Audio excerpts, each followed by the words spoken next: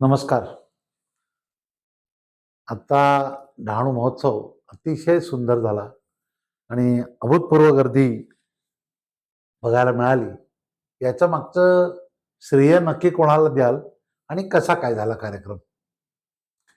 Dahanu festival यशस्वी झाला याच्याबद्दल दुमत नाही. डहाणू फेस्टिवलचं श्रेय म्हणाल तर जसं निवडणुकीमध्ये निवडणूक ही लोकांनी हातात घेतली होती, तसा हा फेस्टिव्हलही लोकांनी हातात घेतला होता. म्हणून तो सक्सेसफुल झाला. प्रत्येकाला तो आपला वाटला. त्याचं पार्टिसिपेशन होतं. तो स्वतःची कला दाखवू शकत होता. त्यामुळे त्याला तो आपलासा वाटला आणि म्हणूनच हा सक्सेसफुल झाला. हा कार्यक्रम प्रायव्हेट होता का साधारण सरकारी होता? आता बघा, या कार्यक्रमाला मंत्री महोदयांनी ओपनिंग केलं. कलेक्टर मॅडम होत्या, त्यांनी परमिशन दिल्या. तहसीलदार होते, मुख्याधिकारी होते, पोलीस प्रशासनातले लोक होते, एवढे सगळे लोक होते. आता बघा, की एखादा उपग्रह लॉन्च झाला सक्सेसफुली आणि तो पृथ्वीला प्रदक्षिणाही घालायला लागला आणि फोटो पाठवतोय. आता त्याच्या डिझाईनवर चर्चा करून काय करणार? जे डिझाईनवर चर्चा करतायत ते मूर्ख लोक आहेत. आता ह्या नगरपालिकेचे कर्मचारी किंवा यंत्रणा वापरली गेली, तर ती नगरपालिकेचा होता का नगरपालिकेने पुरवली होती, की सरकारने तसे आदेश दिले होते? काही नतदृष्ट लोकांनी असं पसरवलं होतं, की हा नगरपालिकेचा कार्यक्रम नाही. हा नगराध्यक्षांनी केलेला कार्यक्रम आहे. जेव्हा एखादा नगरपालिकेचा नगराध्यक्ष जो लोकातून निवडून आलेला असतो, तो कार्यक्रम करतो, तेव्हा नगराध्यक्षाच्या बरोबर मुख्याधिकारी आणि सर्व स्टाफ येतोच. आमचा उद्देश हा होता, की नगरपालिकेचे पैसे वापरायचे नाहीत. लोकं जे टॅक्स भरतात आणि त्या टॅक्स भरण्यातून तुम्ही जो पैशाचा गैरवापर करता, ज्या कामासाठी पैसे वापरायला पाहिजेत ते वापरत नाही. नगरपालिकेचं काम हे तुम्हाला सुविधा पुरवण्याचं आहे. कुठल्या सुविधा? की रस्ते चांगले पाहिजेत, गटारीची योजना पाहिजे, लाईट पाहिजे, पाणी यायला पाहिजे, स्वच्छता नीट पाहिजे. ह्याच्यामध्ये तुम्ही पैसे खर्च करा. मनोरंजनामध्ये पैसे खर्च करण्याची प्रोव्हिजन आहे का नगरपालिकेच्या कुठल्या कायद्यात? आणि कोट्यवधी रुपये खर्च करायचे? ती नाहीये. ही चुकीची प्रथा मोडून काढलेली आहे आम्ही आणि हा कार्यक्रम आम्ही नगरपालिकेचे कुठलेही पैसे न वापरता केलेला आहे. आम्ही असं कधीच म्हणलेलं नाही, की नगरपालिकेची कुठली सहाय्यता नको, म्हणजे कर्मचाऱ्यांनी पाणी देऊ नये, साफसफाई करू नये, परमिशनही देऊ नये, असं कुठेच नव्हतं. तो लोकांचाच होता. कार्यक्रम लोकांचाच होता. नगरपालिकेने फक्त लोकांचे टॅक्सचे पैसे त्यात वापरलेले नाहीत. साधारणतः किती जनता आली असेल या कार्यक्रमाला आणि कुठून कुठून आली असेल? हे बघा, व्याप्ती तर खूप होती. डहाणू नगरपालिकेपुरती मर्यादित नव्हती. डहाणू तालुक्यातूनच नाही तर पालघर जिल्ह्यातून लोक पूर्णपणे आले होते. वसई विरारपासून होते, पालघर, बोईसर, वाणगावचे तर खूपच लोक होते, बोर्डीचे होते. गुजरातमधून उंबरगाव, वापी, नवसारीपर्यंतचे लोक आलेले होते आणि त्यामुळे व्याप्ती खूप वाढली होती. कार्यक्रमचा जो वेळ ठरवलेला होता, आदल्या दिवशी कार्यक्रमाचा गुढीपाडवा होता आणि 21 तारखेला ईद होती. त्यामुळे लाँग वीकेंड होता. त्याचाही गर्दी मोठी प्रमाणात होण्यासाठी उपयोग झाला आणि लोकांनी उत्स्फूर्तपणे ह्याच्यात सहभाग घेतला. अंदाज असा आहे की 4-4.5 लाख लोक 3 दिवसात आले आणि त्यांनी हा आनंद लुटला. अ, ह्याच्यामध्ये दुसरं आम्ही एक काळजी घेतली होती की ट्रॅफिक जाम होणार नाही. त्यासाठी पार्किंगची व्यवस्था पोलीस प्रशासनाच्या मदतीने घेतली होती आणि त्यांनी आम्हाला चांगलं गाईड केलं. त्यामुळे ट्रॅफिकची समस्या अजिबातच नव्हती का? तर थोडीफार होती. पण ज्या प्रमाणात गर्दी होती त्या प्रमाणात लोकांना त्रास झाला नाही. गाड्यांची, पार्किंगच्या गाड्यांची परिस्थिती बघता किंवा संख्या बघता अ, एवढा मॉब असू शकेल? मॉब होता. 3 दिवसात 4-4.5 लाख लोक आले. तुम्ही गाड्यांची संख्या, चालत आले, रेल्वेने आले. इव्हन रेल्वे इंटेलिजन्सचा पण रिपोर्ट आहे, रेल्वेने किती लोक आले. हां. आता आम्ही काही तिथे शिरगंटी करत बसली नाही. तो वादाचा मुद्दा नाहीये. पण प्रचंड गर्दी होती. आधीचे सर्व रेकॉर्ड मोडले असे ज्यांनी व्हिजिट केलं, त्या सगळ्यांचं म्हणणं होतं. फक्त हा 7 एकरचा महोत्सव असलेलाच भाग गर्दीने फुल नव्हता. पूर्ण समुद्रकिनारा फुल होता. म्हणजे अनेक लोकं जे वॉकिंगला जातात संध्याकाळी, त्यांनी शनिवार, रविवारी त्यांना पाय ठेवायला जागा नव्हती, एवढी गर्दी होती. लोक असं म्हणतात की नगरपालिकेने हा कार्यक्रम नगरपालिका नसल्यामुळे त्याचं तुमच्याकडनं भाडं घ्यायला हवं होतं. आता जो लोकांसाठी कार्यक्रम असतो तर त्यात भाडं घ्यायचं असतं का? आता तुम्ही एखादा सार्वजनिक लोकांसाठी कार्यक्रम करता, तो लोकोपयोगी असतो. भाडं मागणं हाच मूर्खपणा आहे. हे ज्यांना समजत नाही ते असल्या गोष्टी करतात. ह्याच्या आधीही 4 वेळा कार्यक्रम झाले, तेव्हा त्या जागेचं भाडं कोणी कोणाला दिलं का? हा पण विचार व्हायला हवा. हा नगराध्यक्षांचा कार्यक्रम असल्यामुळे नगरपालिकेचा सिम्बॉल वापरू शकतात का? जेव्हा नगराध्यक्ष असतो तो सिंबल वापरू शकतो. तो कुठल्याही सार्वजनिक कामामध्ये ज्याचा उपयोग आहे आणि लोकांचा सहभाग आहे अशा कुठल्याही ठिकाणी तो सिंबल वापरू शकतो. अरे नगरसेवक त्यांच्या लेटर हेडवर नगरपालिकेचा सिंबल वापरू शकतात, तर नगराध्यक्ष वापरू शकत नाही? हा वेळेपणा आहे. तरी पण काही लोकांनी चुकीच्या बातम्या पसरवण्याचा प्रयत्न केला. म्हणजे मला एक गोष्ट आठवते की ज्ञानेश्वरांनी, खूप ज्ञानी माणूस होता तो, त्यांनी रेड्याच्या मुखातून सुद्धा वेद वदवून घेतले होते. इथे अज्ञानी माणसाने मूर्ख रेड्यांच्याकडून हा विरोध नोंदवून घेतला आणि स्वतःचं हसं करून घेतलं. या लॉटरी जे त्याचा कितपत रिस्पॉन्स तुम्हाला मिळाला? लॉटरीला चांगला रिस्पॉन्स मिळाला. सगळ्यांचे रिझल्ट आले. काही लोक ज्यांना बक्षिसं लागली ते क्लेम करतायत. त्यांना 6 तारखेपर्यंत ज्यांचे नंबर आम्ही जाहीर केलेले आहेत ते तिकीट आणून दिली, तर त्यांना जी बक्षिसं लागली ती द्यायची व्यवस्था केलेली आहे. म्हणजे सगळी बक्षिसं ज्याला ज्यांना मिळणार. हो. हा. आता फक्त हा सेल फक्त डहाणू नगरपालिकेपुरता मर्यादित नव्हता. त्यामुळे 6 एप्रिलपर्यंतची तारीख दिलेली आहे. 6 एप्रिलपर्यंत त्यांनी बक्षीस लागलेलं तिकीट आणून द्यायचं. त्याच्यावर नाव काही नव्हतं. त्यामुळे जो बक्षीस लागलेलं तिकीट आणून देईल त्याला ते मिळेल. कार्यक्रम जे झाले त्यातले उल्लेखनीय कार्यक्रम असे कोणते कोणते झाले? कार्यक्रम सर्वच उल्लेखनीय झाले. मेन म्हणजे डहाणू कट्टा. हा. डहाणू कट्टा म्हणजे स्थानिक लोकांना मी इथे प्राधान्य दिलं. स्थानिक कलागुणांना दिलं. म्हणजे सिंगिंग कॉम्पिटिशन असून दे, तुमचं फॅशन शो असून दे, वेगवेगळ्या प्रकारचे त्यांचे कला असून दे, आदिवासी नृत्य असून दे, ह्या सगळ्यांना मोठ्या प्रमाणात आम्ही इथे प्लॅटफॉर्म उपलब्ध करून दिला. त्यामुळे डहाणू कट्टा हा 3ही दिवस हाऊसफुल होता. मेन कार्यक्रमामध्ये एक झी मराठीचा कार्यक्रम झाला. त्याला एकदम चांगला प्रतिसाद होता. दुसऱ्या दिवशी श्वेता दांडेकर यांचा ऑर्केस्ट्रा होता. ती तुमच्या टीव्हीवरचा कुठला प्रोग्राम येतो तो गाण्याचा, इंडियन आयडल मधली ती 2-3 वर्षापूर्वीची रनरअप होती. प्रचंड एनर्जी होती. 3 तास तिने गायली, नाचली आणि लोकांना तिने पूर्ण इन्व्हॉल्व करून घेतलं. फारच चांगला होता. शेवटच्या दिवशी एक नवरंग म्हणून डहाणूची डान्स अकॅडमी आहे, त्याचा परफॉर्मन्स खूप चांगला होता. सकाळी स्थानिक लोकांना आम्ही एक सुगम संगीताचा कार्यक्रम दिला होता. तोही फार सुंदर होता. नंतर शिवाजी महाराजांचं एक एक्झिबिशन होतं शस्त्रास्त्रांचं, ते एक चांगलं होतं. नंतर एक गाथा महाराष्ट्राची म्हणून होतं, ते पण सुंदर होतं. बॉडी बिल्डिंगचा एक परफॉर्मन्स झाला आणि शेवटी एक शेवटच्या दिवशी शेवटचा परफॉर्मन्स म्हणजे एक फायर शो आणि डीजे नाईट होती. लोक आनंदाने नाचले. म्हणजे तुम्ही तेव्हाचे जर व्हिडिओ बघितले तर एकेका वेळेला हजारो लोक नाचतायत हे तुमच्या लक्षात येईल. बरं, व्हीआयपी कल्चर ठेवलं नव्हतं. जो माणूस येईल तो बसत होता. जर समजा बाहेरचे कोणी पाहुणे आले, आमदार आले किंवा कोणी ऑफिसर आले, तर लोक उठून त्यांना जागा देत होते. त्यामुळे अनेक ऑफिसरनी, अनेक माजी आमदारांनी, आत्ताच्या आमदारांनी व्हिजिट केली आणि कार्यक्रमाला त्यांनी शुभेच्छा दिल्या.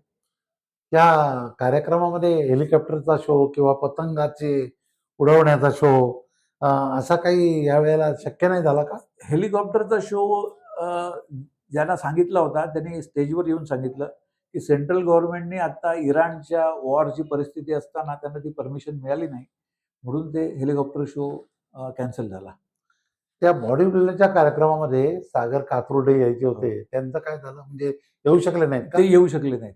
पण कॉम्पिटिटर 7 कॅटेगरी मधले लोक होते आणि जवळजवळ 2.5-3 तास प्रोग्राम झाला. डहाणूचे लोक होते, बोईसरचे होते, पालघरचे होते, विरारचे होते आणि त्यांच्या बॉडी बिल्डिंग असोसिएशनचे लोक होते. जवळजवळ 2.5 तास प्रोग्राम झाला. या स्टॉल धारकांचा कितपत कसं काय? स्टॉल धारकांचा रिस्पॉन्स प्रचंड होता. ह्या वेळेला माझ्या असं लक्षात आलं की नॉनव्हेज स्टॉलपेक्षा व्हेज स्टॉलचा सेल जास्ती झाला.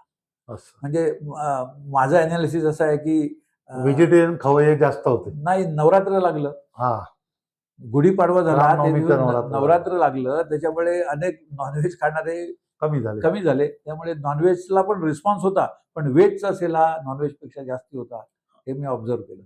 या स्टॉल धारकांना पावत्या द्यायच्या राहिल्यात का दिल्या नाहीये अजून? काय नाही, बहुतेक स्टॉल धारकांनी जीपे केलेला आहे किंवा बँक ट्रान्सफर केलेली आहे. आणि ज्यांनी कॅश पेमेंट केलं आहे त्यांच्या अर्जावरच लिहून रिसिप्ट म्हणून त्याने त्याचा फोटो काढून घेतलेला आहे. ज्यांना रिसिप्ट पाहिजे त्यांना रिसिप्ट मिळणार आहे. सगळे काही जोडं राहिले असतील त्यांना रिसिप्ट पाहिजे असेल तर रिसिप्ट मिळणार आहे. या अं, नगराध्यक्ष असो किंवा तुमचे पाहुणे असो, तर ज्या वेळेला विरोधी पक्षाचे किंवा भाजपचे काही बॉडीगार्ड वापरतात, तर आता तुमच्या वेळेला पण बॉडीगार्ड वापरले गेले, तर त्यावेळेला काही ऑब्जेक्शनेबल नाही तुम्हाला वाटलं? नगराध्यक्षनी बॉडीगार्ड नव्हते वापरत. जे व्हीआयपी येत होते किंवा कार्यक्रम करण्यासाठी जे सेलिब्रिटी येत होते त्यांना काही होऊ नये प्रेक्षकांकडून, कारण एवढी गर्दी असते, ते प्रेक्षकांमध्ये सुद्धा जात होते, ती सिक्युरिटी म्हणून होतं. आणि आपले माजी नगराध्यक्ष जे होते ते कुठल्याही कार्यक्रमाला 4 बॉडीगार्ड वापरतात. त्याला विरोधच आहे, लोकांच्या मनातून उतरून गेलेला आहे. त्यामुळे त्याचा रिझल्ट हा त्याला इलेक्शनमध्ये आला. या कार्यक्रमाकरता आपण म्हटलं होतं मागे की चावट चाळे झाले कार्यक्रमामध्ये वगैरे, तर त्या मागच्या विरोधी पक्षांनी याला त्यावेळेलाच लगेच का ऑब्जेक्शन घेतलं नाही? ऑब्जेक्शन घ्यायला पाहिजे होतं, पण दुर्दैव त्यांनी घेतली नाही, तेवढी हिंमत दाखवली नाही. हे ऑब्जेक्शन तेव्हाच घ्यायला पाहिजे होतं. चावट चाळे तुम्ही करू नका आणि लोकांच्या पैशाचा गैरवापर करू नका, हे त्यांनी सांगायला पाहिजे. ही त्यांची चूक आहे. आताच्या याच्यामध्ये तसा काही प्रकार झाला का? एकही प्रकार असा झाला नाही. एवढे जण फोटो घेत होते, इतक्या जणांनी पाहिला. आमच्या कुठल्याही कार्यक्रमामध्ये वल्गरगिरी नव्हती. या सिलेंडरच्या बाबतीमध्ये बहुतेकांचे कोणी प्रायव्हेट सिलेंडर वापरले असे काही व्हिडिओ फिरतात, याबाबत काय म्हणाल तुम्ही? असा एक पत्रकार होता, तो येऊन असे व्हिडिओ टाकत होता. असा एखादा असू शकेल, आमच्या माहितीने, पण बहुतेकांनी कमर्शियल हे नियमात बसतात तेच सिलेंडर वापरले. काही लोकांनी इंडक्शन हीटर आहेत ते वापरले. एखाद्याने वापरला असेल तर आमच्या लक्षात आलेलं नाही, पण नंतर तुम्ही बघितलं असेल त्या पत्रकाराला चूक लक्षात आली, त्यांनी ते व्हिडिओ डिलीट केले. मागील 3 वर्षाचे जे महोत्सव झाले, तर त्याच्या अनुभवाचा फायदा, त्यांनी केलेल्या वेळोवेळी आणलेले कार्यक्रम, या सगळ्याचा फायदा तुम्हाला किती टक्के झाला? बघा, ही डहाणू महोत्सव ही कल्पना तेव्हाच्या प्रांत होत्या असीमा मित्तल त्यांची होती.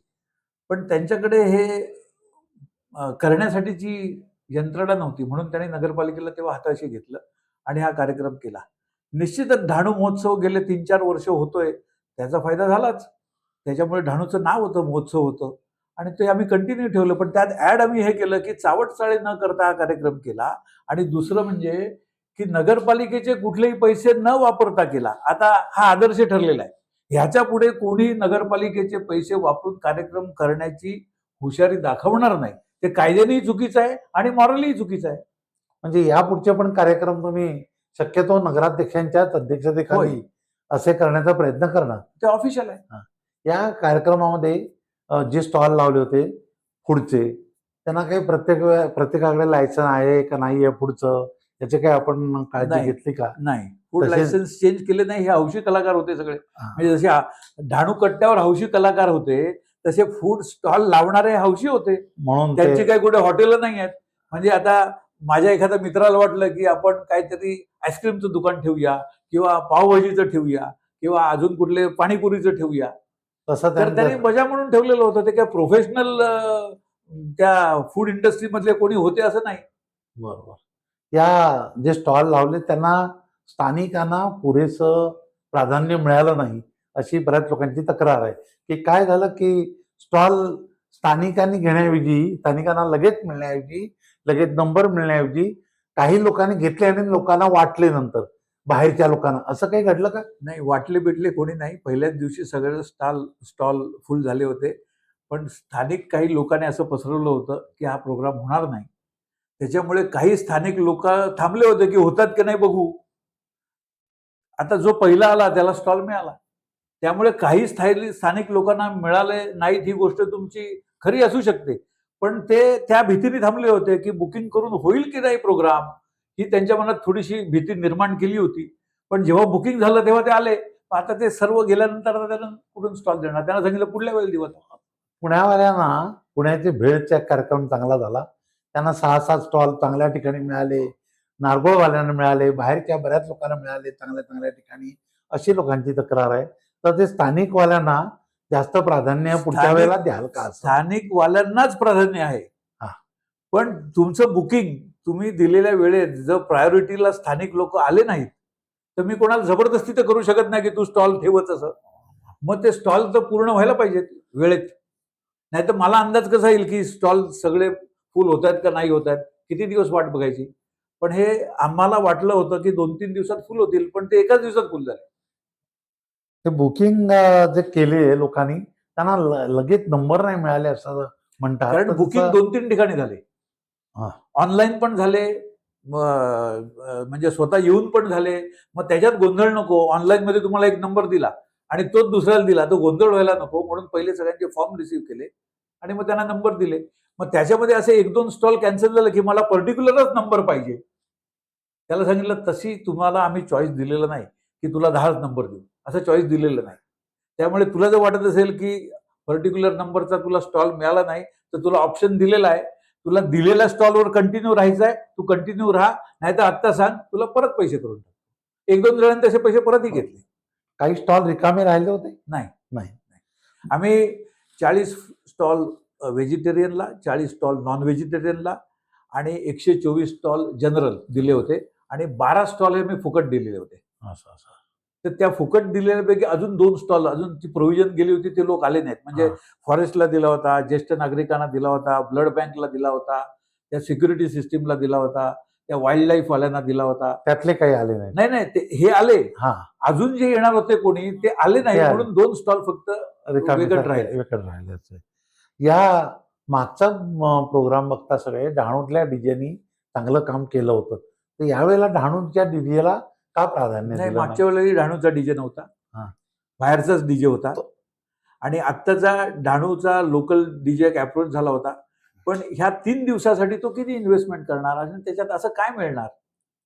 जी ऑर्केस्ट्राला जे स्पेसिफिकेशन लागतात, त्या स्पेसिफिकेशनची इन्स्ट्रुमेंट तो ह्या 2-3 दिवसासाठी विकत आणणं हे फिजिबल नव्हतं.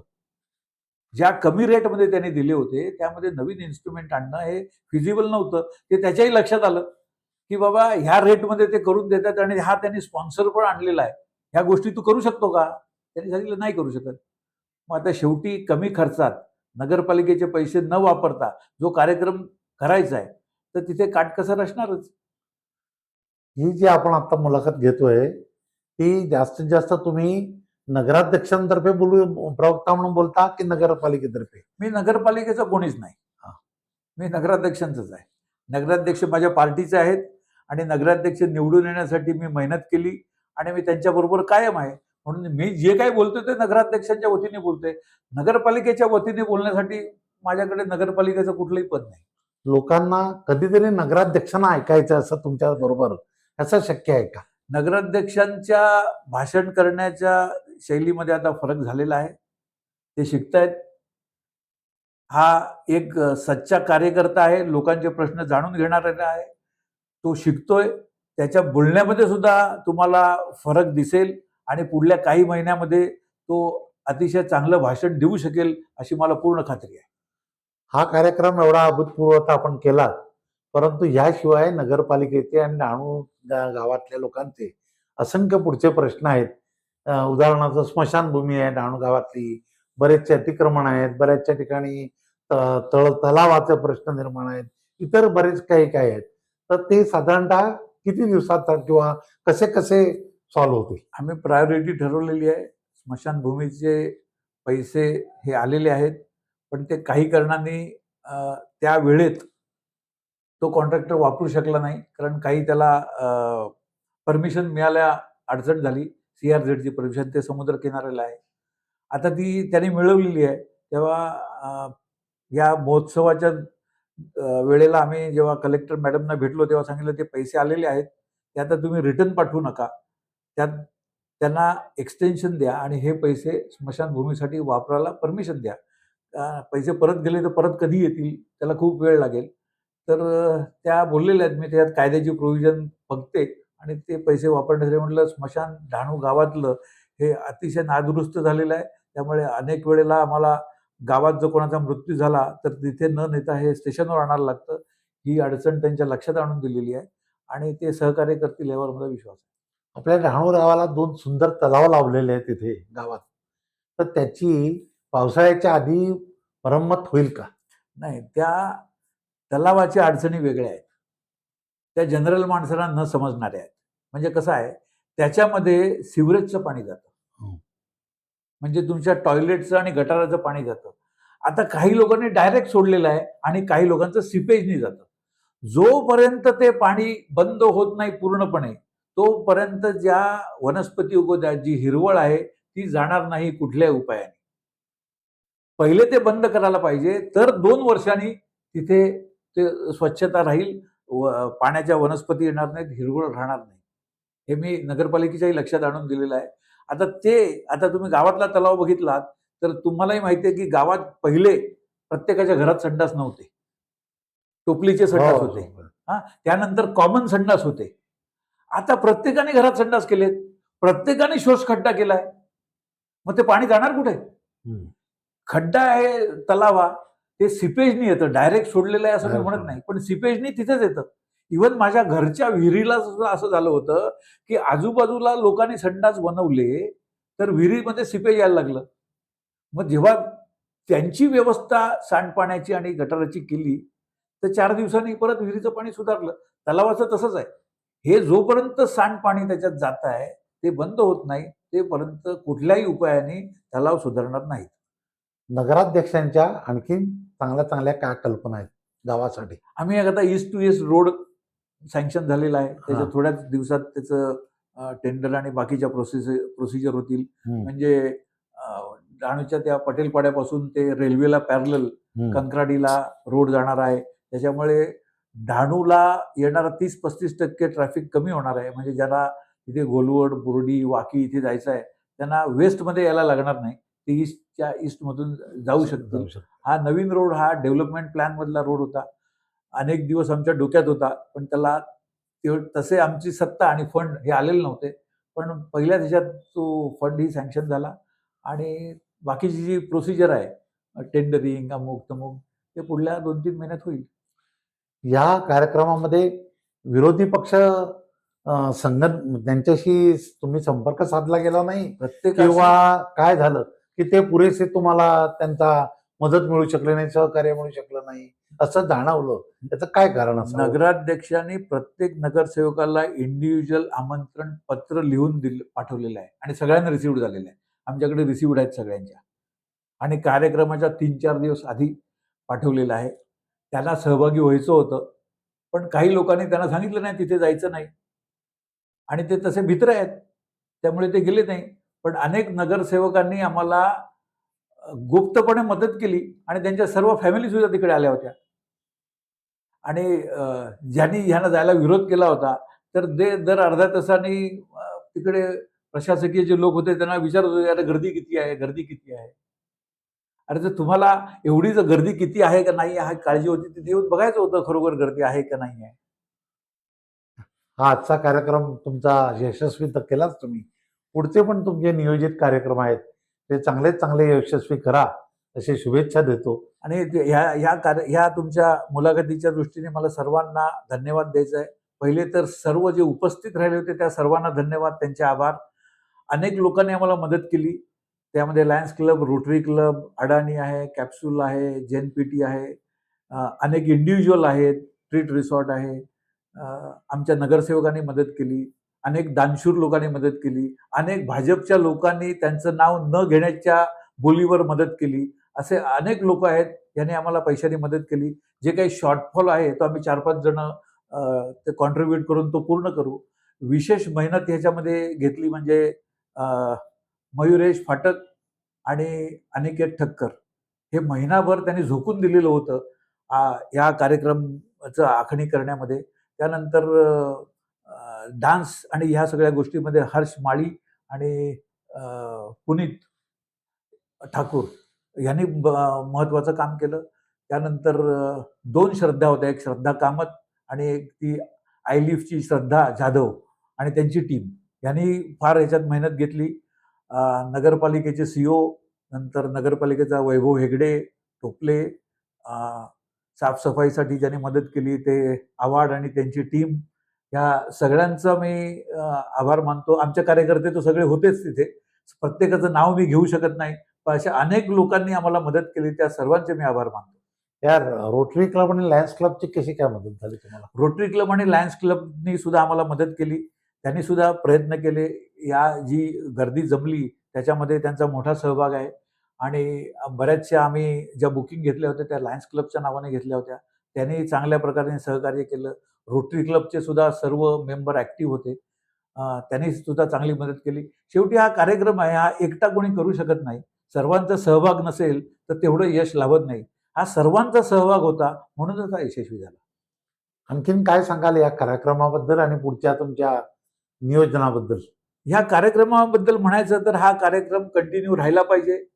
नगरपालिकेचे पैसे न वापरता हा जो आम्ही आदर्श घालून दिलेला आहे, ते पुढे येणारे लोक, पुढील येणारे लोकही तो आदर्श कायम ठेवतील आणि दिवसेंदिवस हा कार्यक्रम अजून चांगला कसा करता येईल, लोकांना अजून त्याच्यामध्ये सुधारणा काय करता येईल, हे बघतील. आम्हालाही अनुभवावरून समजलं की पुढल्या वेळेला काय करायचंय, काय करायचं नाही. त्या गोष्टीची आम्ही त्याच्यामध्ये दखल घेऊ आणि ते बदल करू आणि चांगला कार्यक्रम कमीत कमी पैशात लोकांपुढे सादर करू. म्हणजे ह्या वेळेला आम्हाला असं लक्षात आलं, नगरपालिका जो खर्च करत होती त्याच्या अर्ध्या पैशात आम्ही डबल मजा लोकांना दिलेली आहे. ह्या पुढच्या लोकांनी ह्याच्याही पेक्षा चांगला कार्यक्रम करावा आणि उत्तम कार्यक्रमाचं आयोजन करावं हीच आमची इच्छा आहे. या साधारण खर्च किती आला असावा? हा खर्च नगरपालिका करत होती तेव्हा जवळ-जवळ 2.25 कोटी रुपये खर्च येत होता. तो आता आम्ही 80-85 लाखावर आणलेला आहे.